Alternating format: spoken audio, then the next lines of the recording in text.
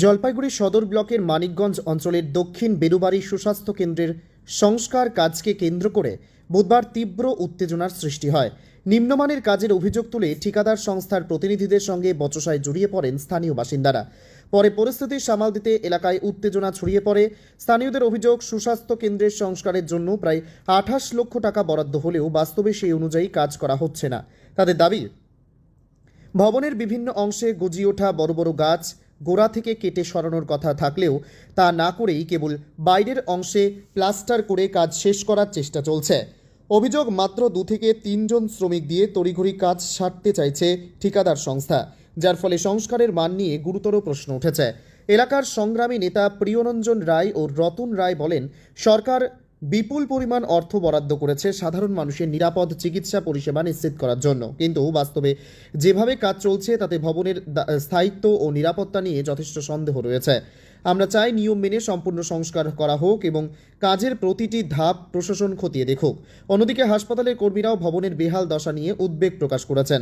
তাদের বক্তব্য, বহু বছরের পুরনো এই ভবনের বিভিন্ন জায়গায় প্লাস্টার খসে পড়ছে, দেওয়ালে বড় বড় ফাটল দেখা দিয়েছে এবং লোহার রডে মরচে ধরে কাঠামো দুর্বল হয়ে পড়েছে। যে কোনো সময় ছাদের অংশ ভেঙে বড় দুর্ঘটনা ঘটতে পারে বলে আশঙ্কা প্রকাশ করেছেন তারা। এই অবস্থায় শুধুমাত্র উপরিভাগে প্লাস্টার করে সংস্কারের নামে কাজ শেষ করলে চিকিৎসক, স্বাস্থ্যকর্মী ও রোগীদের নিরাপত্তা নিশ্চিত করা সম্ভব নয় বলেও দাবি তাদের। এলাকাবাসীর দাবি, নিম্নমানের কাজ অবিলম্বে বন্ধ করে প্রকৌশলীদের উপস্থিতিতে পুরো ভবনের বৈজ্ঞানিক পরীক্ষা করা হোক এবং বরাদ্দ অর্থের যথাযথ ব্যবহার নিশ্চিত করে স্থায়ীভাবে সংস্কারের ব্যবস্থা গ্রহণ করুক প্রশাসন। যদিও এই অভিযোগের বিষয়ে ঠিকাদার সংস্থার পক্ষ থেকে কোনো প্রতিক্রিয়া পাওয়া যায়নি। প্রশাসনের তরফেও এখনো পর্যন্ত আনুষ্ঠানিকভাবে কোনো মন্তব্য করা যায়নি। এর দৈন্যদশা দেখে মনে হচ্ছে এটা রিপেয়ারিংয়ে স্যাংশন হয়েছে 28 লক্ষ টাকা। তো ঘটনা হচ্ছে, এরা বাইরে চাক্কচিক্ক করে দিয়ে ভেতরে কোনো কাজ করছে না।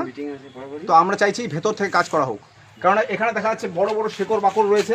এই শেকড়গুলো হচ্ছে বট গাছের শেকড়, এগুলো গোটা ওয়ালটাকে ছেয়ে আছে।